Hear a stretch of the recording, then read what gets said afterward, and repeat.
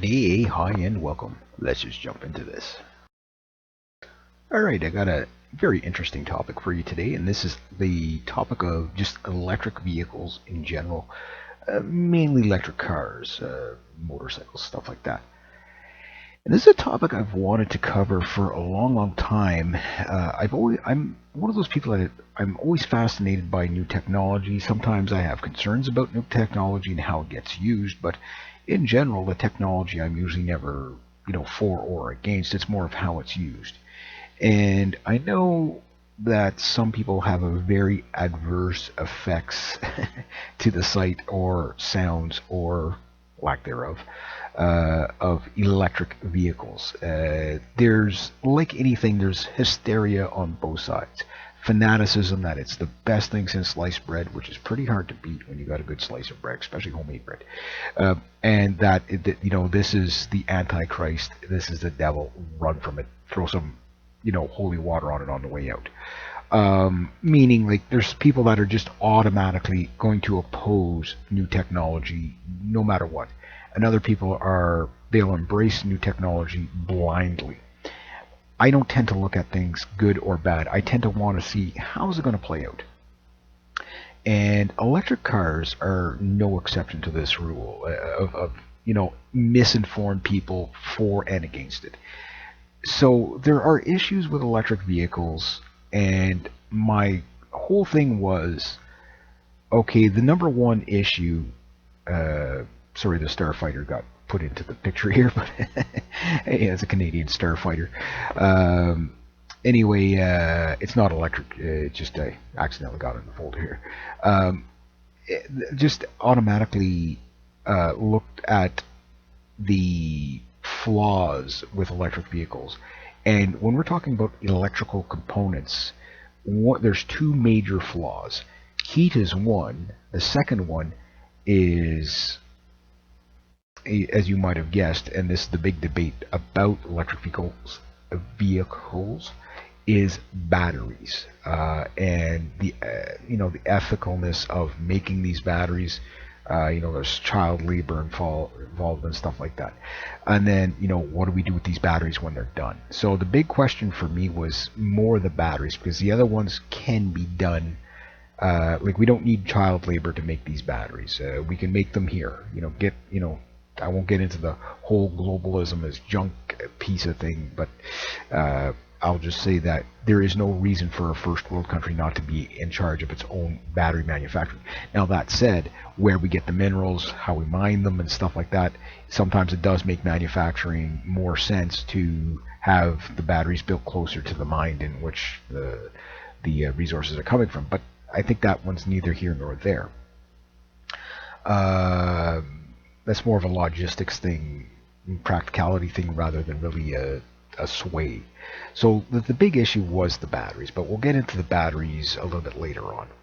But the concept sound of electric vehicles? Well, the concept is actually quite sound. I would love to just sit here and trash talk these things, but again, the problem is that they do work.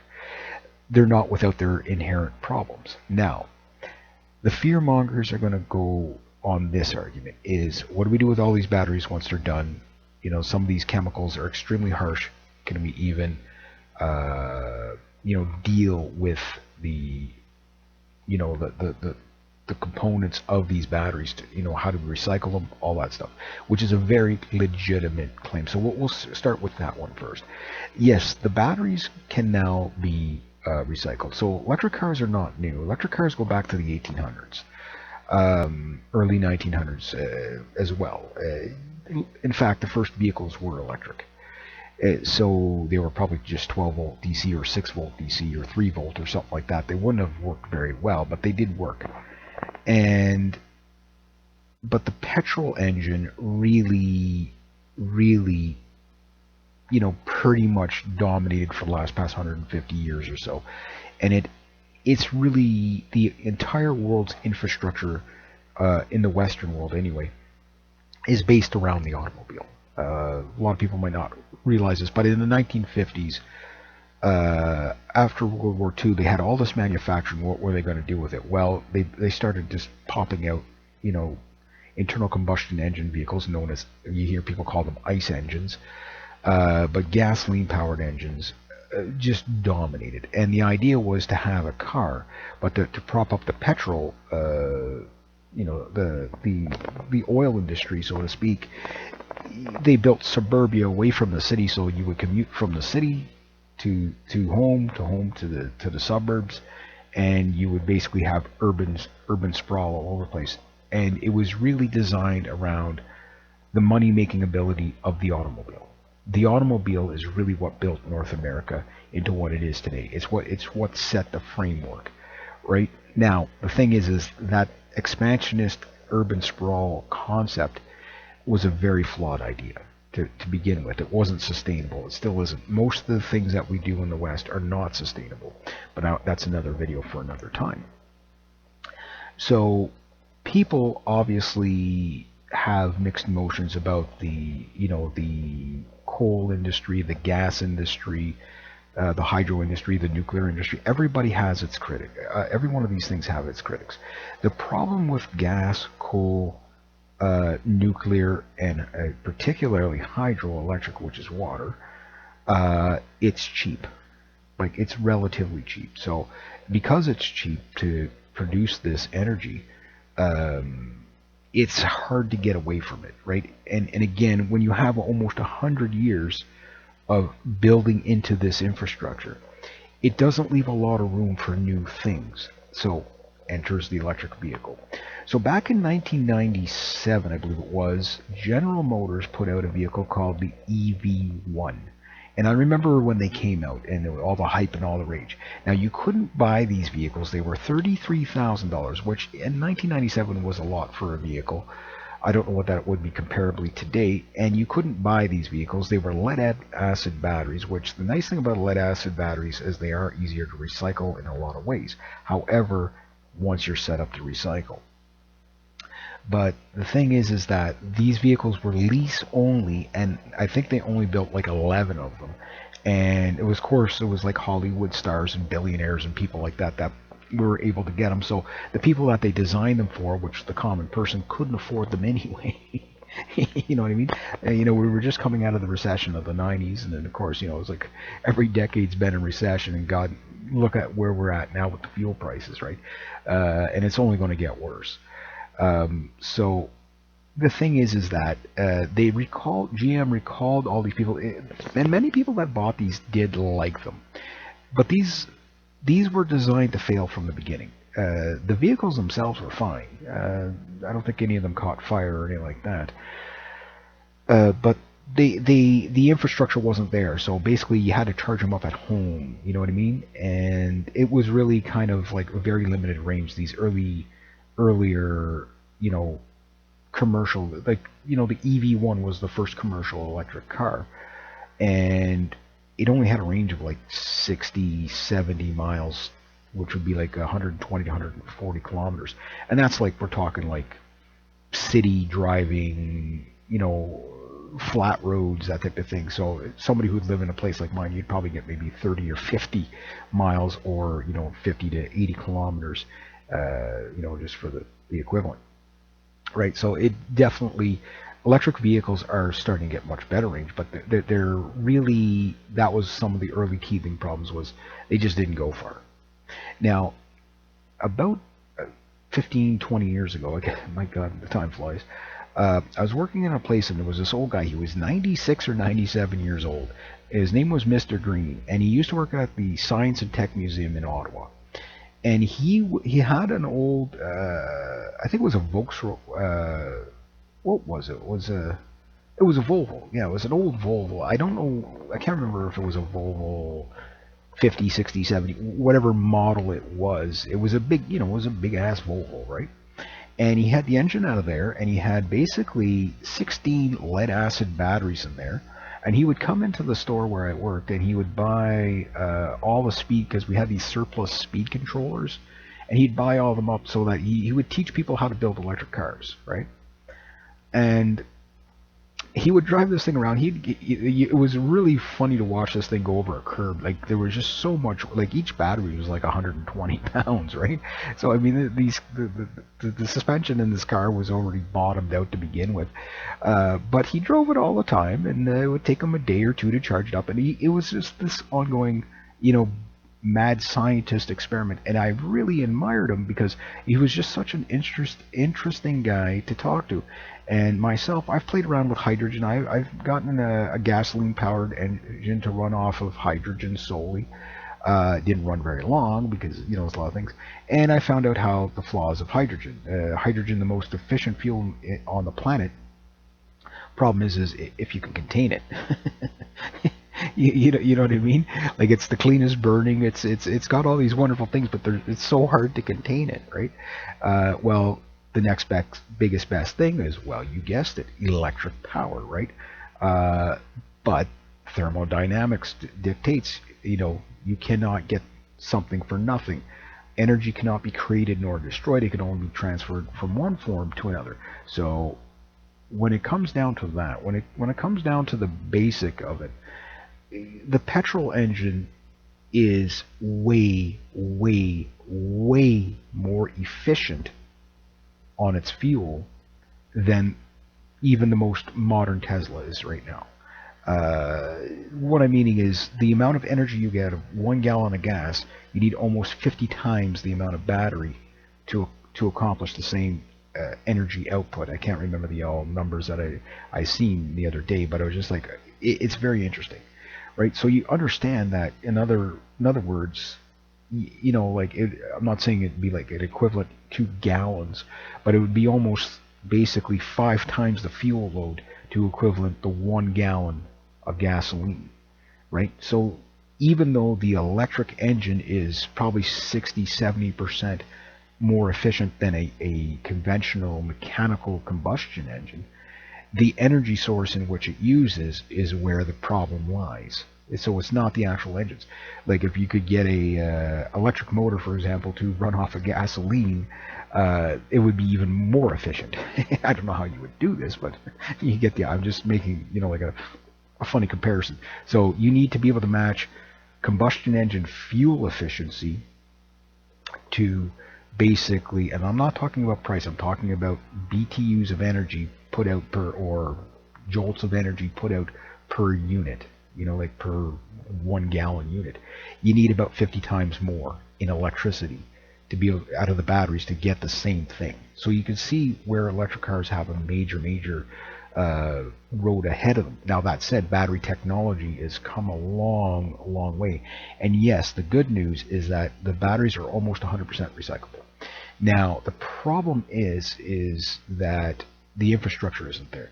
So there's typically 3 stages that has to go on here: research and development, then trial balloon to see if it can actually work, meaning recycling the batteries, and then put it into like an economic model where, okay, we're going to get so much materials from mining, and we're going to get so much materials from recycling the dead batteries and taking all those very deadly chemicals that are in there, cobalt, nickel, all that stuff is very toxic. Lithium, all other cadmium, I think is another one. It depends on what batteries we're talking about here, but you get the idea. Like those things are very hard to recycle, and they're dangerous chemicals, right? That are mixed together, metals, and there's aluminums in there. There's everything. So it's very dangerous to deal with this problem. But it can't just end up another problem in the landfill, you know what I mean? But the good news is that they're solving these problems, right? So people had major concerns. So when we look at, like, for example, my big 2004 rusted out Dodge Ram Hemi 5.7 liter engine, big gas guzzling beast like that I have, that thing, okay, starts off carbon neutral when it's built in comparison to an electric vehicle, which starts off with a very high carbon footprint, meaning the mining is very destructive, the batteries are very toxic, all this stuff. And this was very, like, yes, there's the naysayers out there, sure, but this was a legitimate concern about electric vehicles. what are we going to do with the batteries? Because if you're a little bit older, in like say 1982, okay, I would go into a store and I'd buy a soft drink, and it'd either come in a can or a bottle, right? But the problem is people drop bottles, kids drop bottles, they got cut. Pepsi bottles or whatever would explode. Glass bottles would, get shooken up in vehicles on grocery runs, explode, and people would get shrapnel in the face and whatever from glass. So they said, okay, we got to take the glass bottles, get rid of those, and bring in plastic. And I used to get everything in a paper bag, right? But we're cutting down too many trees, so here's your plastic bag. Now we have a plastic bag problem. You see what I mean? So you don't want to just go, okay, we're going to get rid of the gasoline powered engine to be greener, and then just bring in something that has even more problems, because yeah, fuel being burnt off creates exhaust and toxin like that, but the trees can filter it, right? Whereas toxic batteries sitting in a landfill, that's kind of permanent, right? So we just didn't want to, people just don't want to go into that again of a utopia, a kind of idea that just fails miserably again. Then we have another, okay, how do we rethink this? So the problem is that the electric vehicle is a great idea. The logistics of bringing in an entire new system is going to take a long time, because the second biggest complaint is, how the hell are we going to charge these things up when you only have, I think this is the first year, 2020 or 2021, 2022, I don't quote me on the year, is the first year where they've sold over 1 million electric vehicles worldwide, right? For every vehicle on the road, and you can go look at the statistics, 1 in 200 vehicles is an electric vehicle. So that tells you there's not that many of them out there, right? The biggest problem is who the electric vehicle is really suited for. For people that live in the city, sure, but like for example in UK, let's say you had 150 grand blown a hole in your pocket, and you went out and you bought the Porsche Carrera, whatever they call it, which makes a Tesla 3 Roadster seem slow, right? Which, I mean, the numbers off of these cars, these are supercars, even if they don't have gasoline powered engines. Trust me, these are supercars. That thing, okay, with the proper charging unit, can charge up in 20 minutes. And this is the only EV I think that can charge that fast. Now, how long is that battery going to last? And how often they're going to catch fire? We'll deal with the fire problem in a second. But anyway, it is capable of doing that. But the problem is there's only 4 stations in the UK that can actually accommodate that. So in other words, you get your Roadster, your Porsche EV Roadster, and it's going to sit there for 20 hours, 16 to 20 hours to charge up like every other electric vehicle. That is not convenient. So, I mean, basically electric vehicles are slightly marginally more convenient than a city bus, right? Now, city buses would make a great EV because if you could, mind you, they're already a heavy vehicle, but to make them a little bit more heavy, you got 100 people on a city bus, one of those accordion city buses, adding an extra, 20,000 pounds of batteries is probably not going to be a big deal. Problem is charging up those 20, to make that bus run for 8 hours straight or 10 hours straight or whatever the daily route is, right? That's where your problem is. But however, that would be a very green idea. But you would have to, the bus station, like for example, we use OC Transpo in Ottawa. They got like 1,000 buses or 1,500 buses that for the entire city, and they go far. They go from, like these aren't like, Canada's not like European countries where you can cross like 5 countries in a couple hours. You know what I mean? Like Canada is big, so the city of Ottawa is not a big city numbers wise. It's 1 million people now, so it's getting bigger. But to get to one end of the city to the other end of the city, even on the Queensway, which goes right through the city, the 417, even if you could do that at highway speed, which is 100 kilometers an hour or 60 miles an hour, it still takes you 45 minutes. So let that sink in of how far that is, right? So that is pretty far. I know I'm talking from like Orleans to Canada type of thing. Uh, so you're looking at a 40-45 minute ride from one end to the other. Uh, so there's a lot of energy that's going to be needed. So the bus terminals would all have to be upgraded to be able to manage charging these things on a, you'd almost need like triple the bus fleet just to be able to keep the regular bus units going, right? And the other problem is the bigger the vehicle gets, the heavier the batteries get, which then depletes the efficiency of the battery, right? So we're not there yet. We're getting there. Like at least we're getting up to car-size objects. Like I mean, like electric bicycles and stuff like that, or even electric motorcycles like the Harley Livewire, or yeah, it's Livewire, whatever they call this thing anyway. Something that size is fine because they're not really particularly super heavy to begin with, and when most of the weight is the battery, it's still you can make a lighter frame, and the battery just you're replacing 150 pound, put a 150 pound battery where a 150 pound engine would go, right? So you're not really gaining a lot of extra weight, which means you can get more efficiency. But when you start getting into bigger vehicles, like a Tesla is what, 4 or 5 thousand pounds. My big Hemi truck is like a 4,500, 5,000 pounds, and that's a giant V8 block engine in there. I mean, on a truck with a heavy axle, with a heavy frame, all that stuff. So you can see how. The problems that the electric vehicles are getting, but they're just starting to get it. Like they're just starting to work better. So the batteries can be pretty much 100% recycled. The problem is we don't have enough places doing it. We have some in Canada, some in Australia, so it is getting there. And the good news is that the battery, according to the research, the battery recycling it offsets the mining. So will it ever fully replace the mining? I don't know.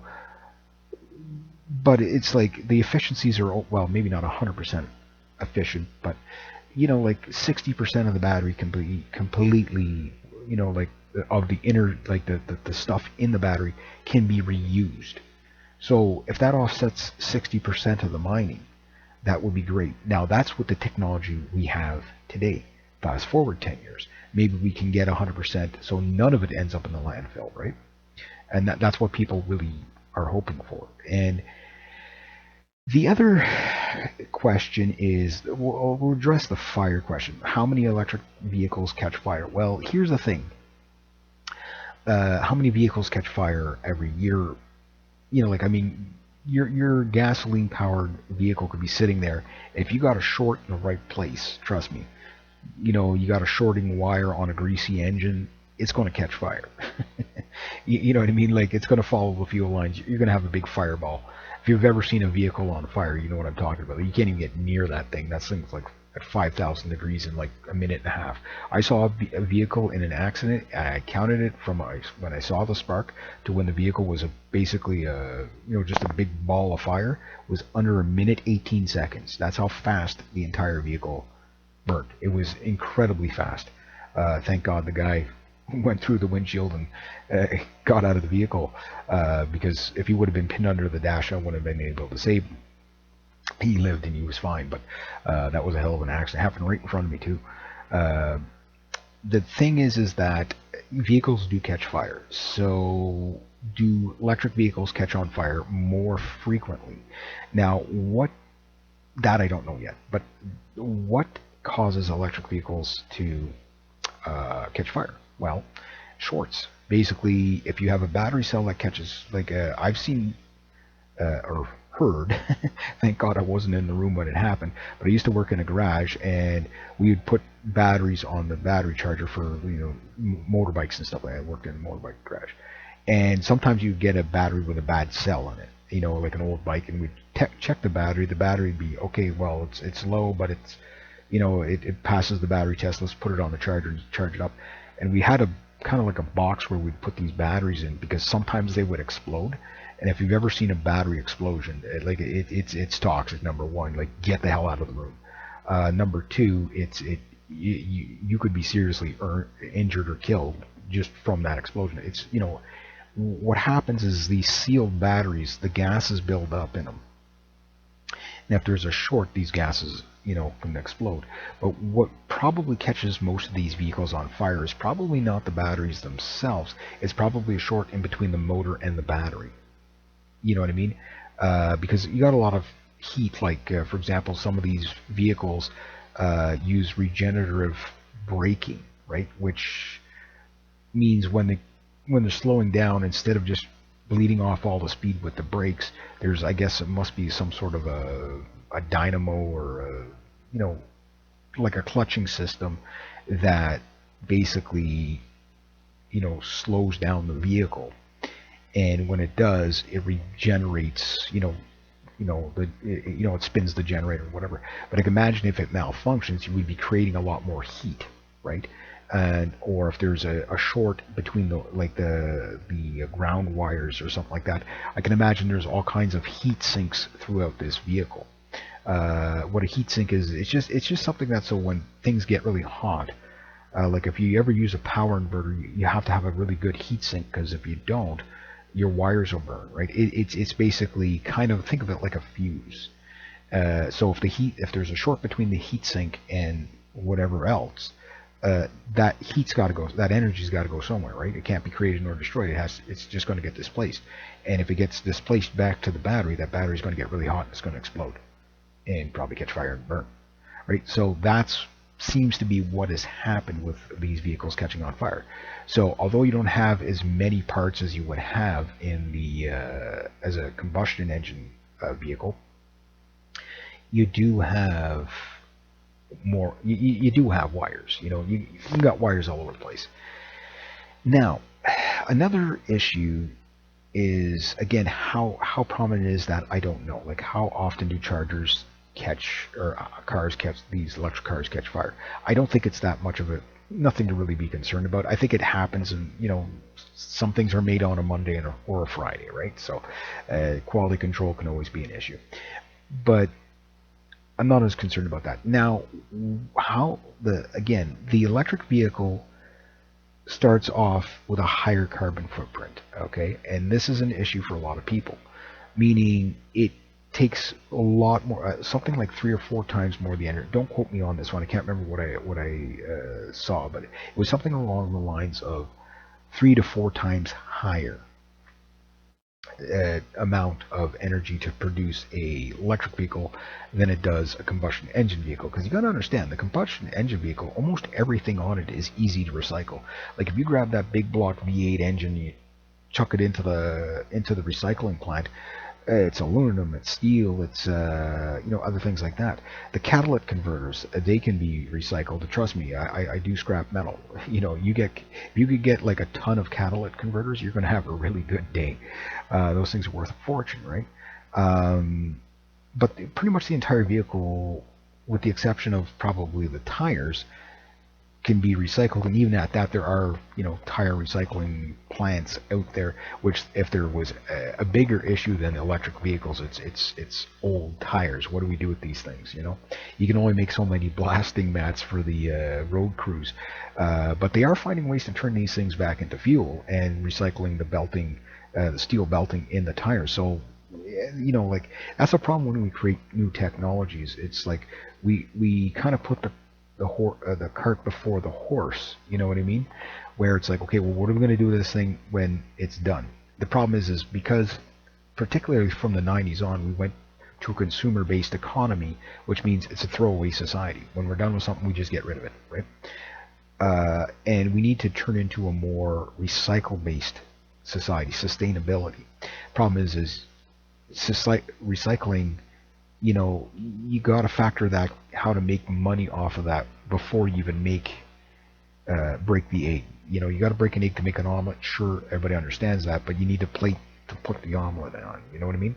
And we never think about that ahead of time. So, we don't want these things to end up in landfills as much as possible. So yeah, you have to drive an electric vehicle between, depending on your energy rates, between 30 and 90,000 miles before it actually starts to get a lower carbon footprint than a gas-powered vehicle. Where the gas-powered vehicle becomes more polluting over time, the electric vehicle starts off at a higher rate, and it takes about that mileage, give or take, depending on where you live, depending on how much you're paying per kilowatt hour, etc. stuff, before it's actually cleaner, right? So, but after that, it becomes cleaner to own the electric vehicle. Now, the problem is most vehicles and electric vehicles still have another huge problem. Most of the manufacturers, I think, have a standard. The global standard is the batteries have to be good for at least 10 years, or about 400 cycle full discharge charge, right? Now, the battery is the vehicle. You know what I mean? The floor of these vehicles is pretty much all batteries, right? And so your battery's dead, your vehicle's dead. You know, and every time you charge up and discharge, the batteries always tend to get a little bit weaker. I won't get into the signs of why a battery, even like rechargeable batteries over time, every time the charge seems to last a little bit less and less. Again, battery technology is getting far, far, far better, but it's still got a long way to go before it's going to match the output of of regular fuel, right? Um, so that is one of the other things about it. Now, the biggest issue with electric vehicles that people will have to deal with is the cost to build them. The average electric vehicle, and I'm not talking hybrids, just electric. I'm going to do a video on hybrids too. I think hybrids would be much better for people that live like in the rural areas like myself, where you can't get to a charging station because there's just no infrastructure for it. Right? The infrastructure is the biggest problem. That's the biggest problem for the EVs, because they can make a million of these cars a week if they wanted to. It's just how are you going to charge them all up, right? So there's not enough charging stations. There's a gas, petrol station, you know, pretty much every 30 miles, and if you're in the city, there's one every 10 blocks. Uh, Charging stations, not so much, right? Now, downtown cores typically cater to that, but the problem is now you got to create more energy to be able to keep these things plugged in. And considering that only 5% of all vehicles on the road are new vehicles, the other 95% of the vehicles per year are older, right? The average age of a vehicle on the road is about 11 years old. As of about 10 years ago, it's probably more like 15 or 20 years old now. My vehicles are almost all 20 years old, right? And that problem is something, again, it's going to take a long time to put in this infrastructure. But then if you take all the vehicles, okay, and make them all electric, now they all have to be charged up every night. Maybe not every single one of them, but like probably 80-90% of these vehicles are going to need a charge every night. How do we produce that energy? You know what I mean? So this is where, our green car is really green. Like now you're going to have to use more gas, more coal, more, whatever. Nuclear is actually quite clean. Hydroelectric is quite clean, but you got to produce more of it, right? So now you have more strain on the grid, and that's going to up the kilowatt hours. Now, the problem with that is your hydro bill is going to go through the roof once everybody starts putting that heavy demand on there. So you don't have enough charging stations to begin with, okay? And yet, but even if once they get enough charging stations, you still have the problem, and what some people have been saying, like you go to a charging station and the handle thing is broken, like it's, like you need all these people. Like when you go to a gas station, there's maybe 3-4 pumps there, right? And the gas, the gas station takes care of these things. You're talking about these things all over the cities. Who's going to take care of them, right? You know what I mean? Like how many of them are going to be broken on a regular basis? You know what I mean? So you got to think of that cost just to maintain this grid. So it looks like it's convenient, but it actually isn't. It's very, very, very inefficient, and they haven't solved this problem. The best place to charge up your vehicle seems to be right at your house. Now, some people that own these vehicles, I've been listening to what they're saying. Like even people up here in Canada have been driving like Tesla 3s throughout the winter. They leave the vehicle unplugged, like from a full charge, leave it unplugged the whole night in minus 30 weather, which is pretty darn cold, minus 30 Celsius. And they get like, in real world, they might lose like 60% of the battery 40 to 60% of the battery's efficiency just by leaving it unplugged. But they can heat up the vehicle in 4 minutes, and winter problem is kind of solved a little bit. Again, it's going to get better as it goes. But the grid is like, it's going to, again, replacing a 150-year-old grid with something completely new while they're trying to compete with each other, you know what I mean? We're just not going to be able to phase this in overnight. Now, the other thing is the range. The range is still impractical for most people. Like, for example, if you get a Tesla, okay, and the Tesla gives you 300-400 kilometer range, or about a 250-mile range on the max side, that's not bad. Most people can do their daily shopping and whatever. Maybe not cross country with it, but you could live with that. But the problem is those vehicles are $60,000, $80,000, $100,000. People can't afford that, right? So yeah, but you'll save it in the fuel. But yeah, it's the $700, $1,000 a month payment that people can't afford. So they're not convenient. Again, the average electric vehicle is $12,000 to $19,000 US dollars more expensive. So your country might vary.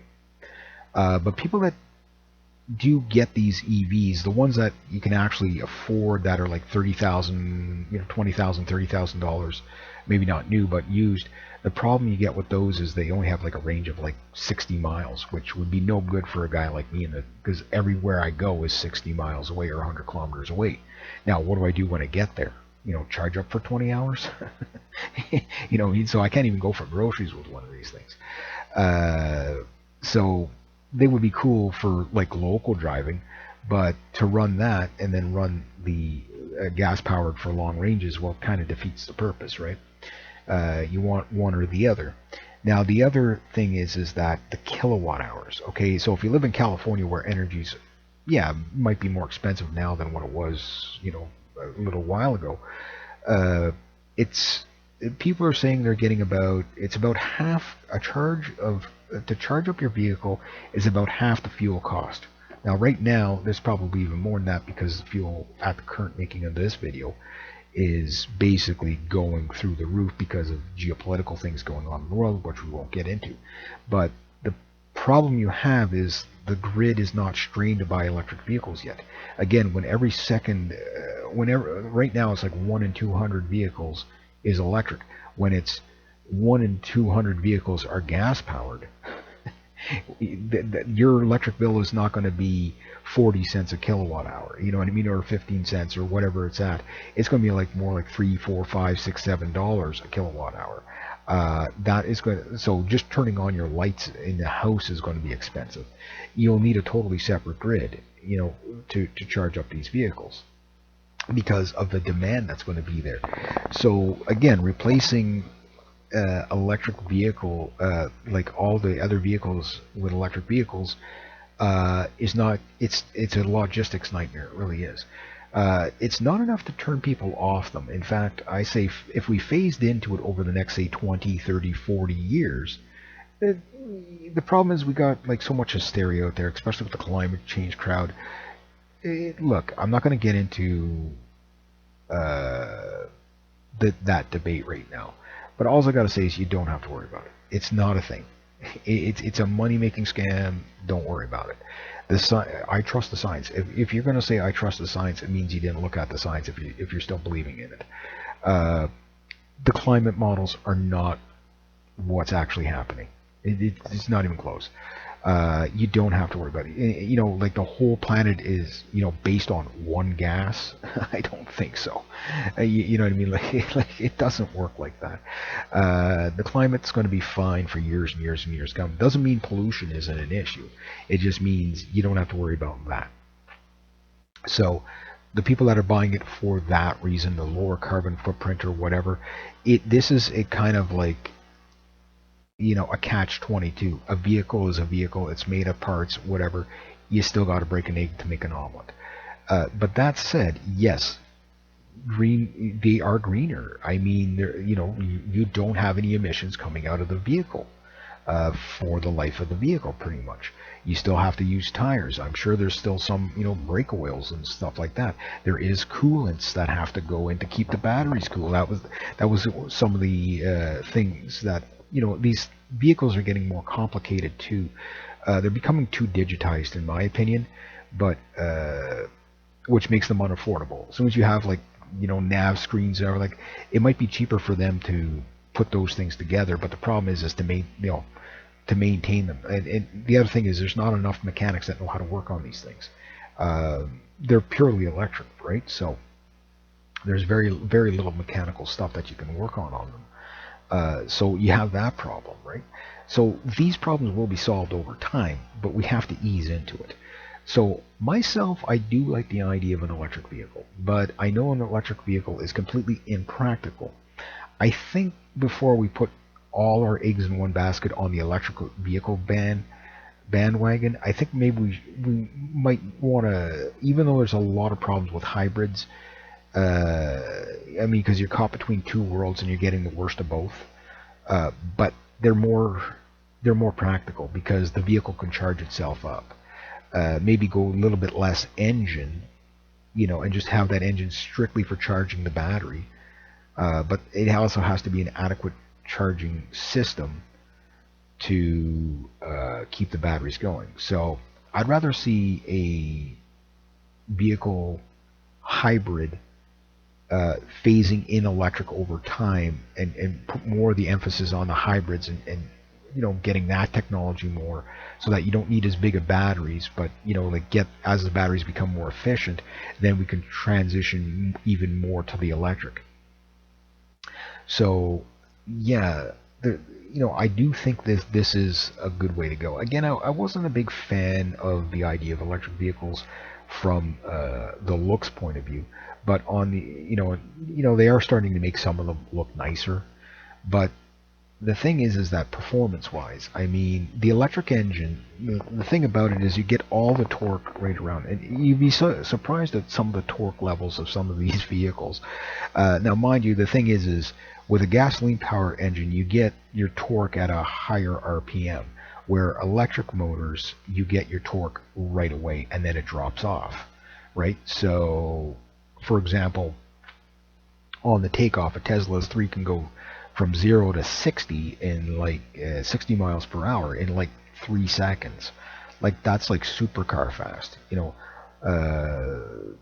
That's really fast. You know, like, that's ridiculously fast. And some of these other ones are doing it under 3 seconds. I mean, how do you, like, that put your eyeballs into the back of your head. Trust me, if you've ever went from 0 to 60 in 3 seconds, and I've done it on motorbikes, and it is a very, you feel ill. Like, it just feels like your soul is being pulled out of your body with that kind of acceleration. It's awesome. On the motorbike, you feel your arms pulling out of your sockets. It's great. You know, but the point I'm making is, it's fast. It is just, it's painfully fast. You're probably pulling 2.5 Gs just on the takeoff. Again, it'll make you feel ill. It's great. It's glorious. So performance-wise, yeah, the torque is there. I mean, some of these little shitbox cars are putting out like 400 foot-pounds of torque on takeoff. Now, mind you, it drops right off once you get up to speed. But that's pretty crazy when you think about the torque levels that you can get from these electric motors. However, that much torque comes with a cost. I'm sure that drains the battery very, very quickly, and the amount of heat that will create from that massive, you know, basically loading. So the thing is that there's a long way to go, but it's showing really good promise. And that, like whenever we can see tractor trailers like this, like these Volvos here, pulling stuff down the road, like that will picture getting rid of diesel engines in favor of electric engines if they were able to do it. But again, how much capacity do we need in the batteries to be able to run a fleet of, like say Day and Ross trucks? Like you're talking tens of thousands of trucks, right? How much energy, like they almost need their own little mini nuclear power plant just to be able to charge these things up on a daily basis, right? Or every couple of days or whatever it is. So we're not there yet, but on those industries, that would be, amazing. Like, I mean, if you look at like giant freighters, yes, there's diesel engines that charge up, you know, uh, they basically they're diesel electric.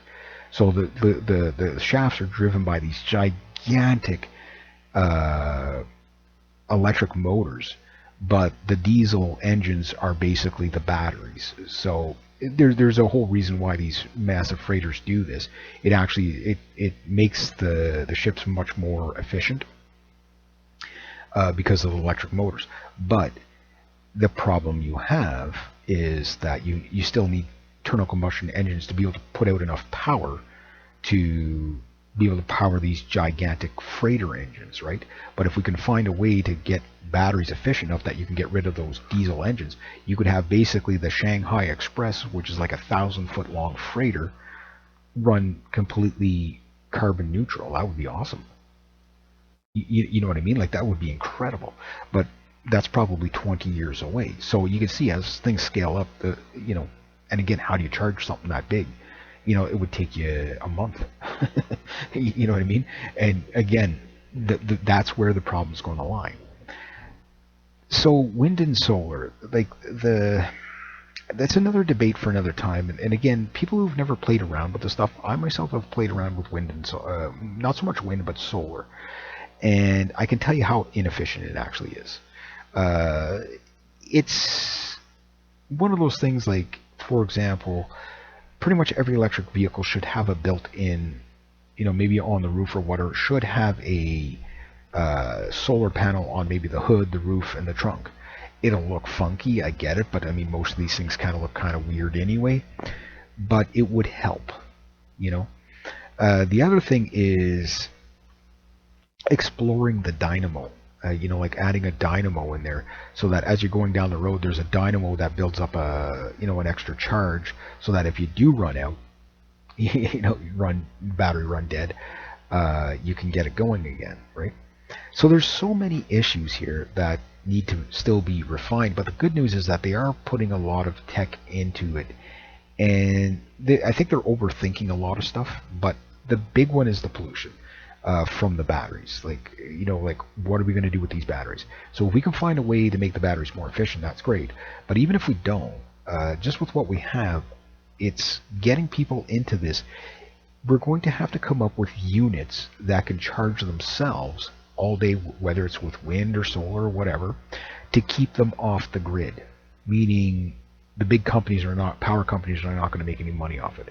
So that means when you buy a vehicle, you're going to need a unit almost the size of the vehicle, maybe not quite the size, but maybe about, say, 5 battery packs worth or 7 battery packs worth of charging that can charge off of wind, solar, and maybe a small gasoline generator that might charge it up or something like that, that could charge it up. So when you get home, you charge at home, right? And you always have a full charge. And then we also have to have, batteries that can get you, at least 400 or 500 kilometers, 250 to 300 miles a day to be able to be practical. Because, like, for me, I go shopping, I go back. My round trip on if I just go to one store, again, for people in the rural areas like myself, I'm looking at 200-kilometer round trip. So, give you an idea. That's 120-ish miles, right? And that's if I don't go anywhere. Now, if I want to hit like 10 stores, I need a range of about 300 to 350 kilometers just for that one day, right? That doesn't, you wouldn't think you'd be doing that. Like the people in the city don't have any concept of far driving because every store, every mini mall is like less than 2 or 3 kilometers away. You know what I mean? So yeah, electric vehicles are fine for people in the city to a degree, and even at that, they're not that convenient.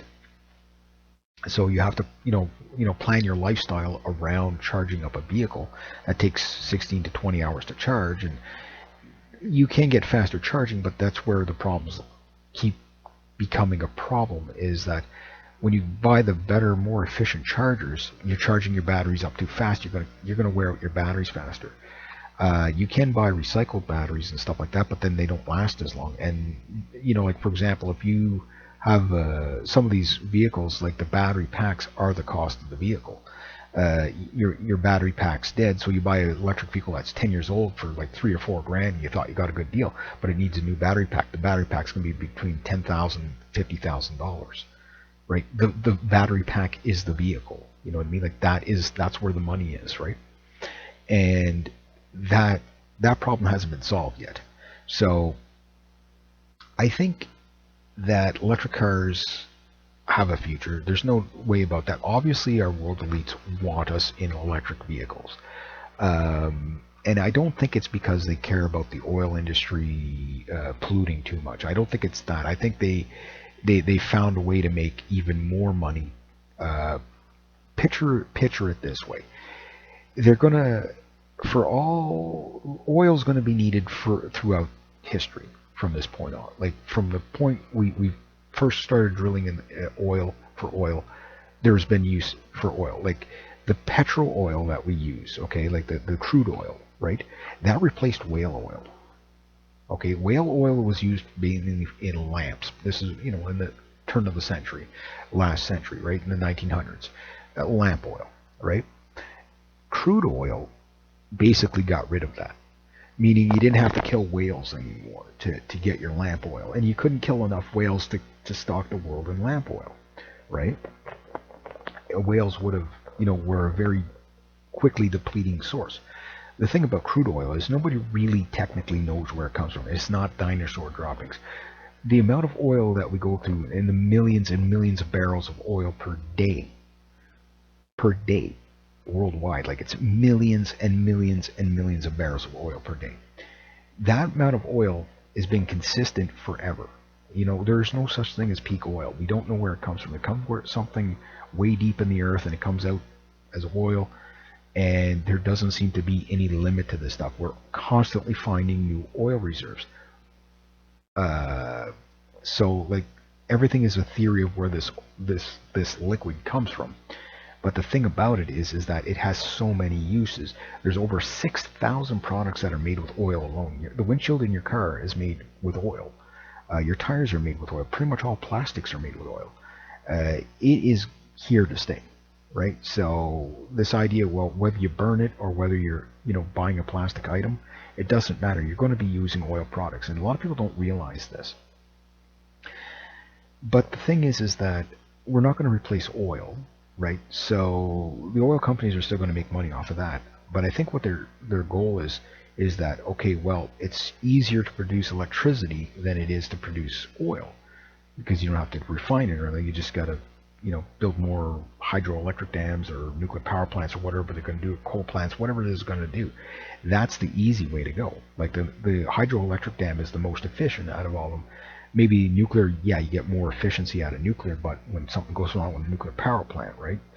But if you have running streams of water, you can have hydro. And that is the real, kicker, right? That is going to be like the profit margins are going to be ridiculous for them, especially once they up the kilowatt hours to like $3-4 a kilowatt hour. So $10,000 hydro bills. Like this, the car is going to be the cheap part, right? So you got to think about how, like the people that push this stuff are not always doing it because they're sweet and innocent and actually care about the planet. They're finding a way to make money off of this, right?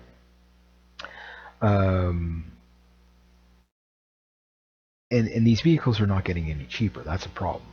If they want the common person to buy an electric vehicle, they have to make them cheaper. They have to make them more cost effective, right? So, like I say, you can, by the time the vehicle's depreciated enough that the common person can buy one, it's half life. Like the batteries are, 250,000 miles, the batteries are done, right? And that's the vehicle. Like once the batteries are done, the vehicle's done. If you buy new batteries, okay, fine, no problem. But then you might as well go out and buy a new vehicle. You know what I mean? So I'm all for the electric car. I'm hoping that they do succeed because again, they are very quiet to the point where they actually have to introduce artificial noise in them so pedestrians don't get, smucked by these things because you just don't hear them coming. Um, so there's a lot of interesting things about them. Yes, I'll always love my gas-powered V8s, don't get me wrong, but I do believe that there is a future in electric vehicles if they can solve how to charge them and get the battery weights down. Because, like, again, a little vehicle like this is about 4,000 pounds. That's about 1,000 pounds heavier than it needs to be. You know what I mean? Uh, it's ridiculous how heavy these things are when they don't look like they're heavy at all, and that has its own problem. Oh, that's it.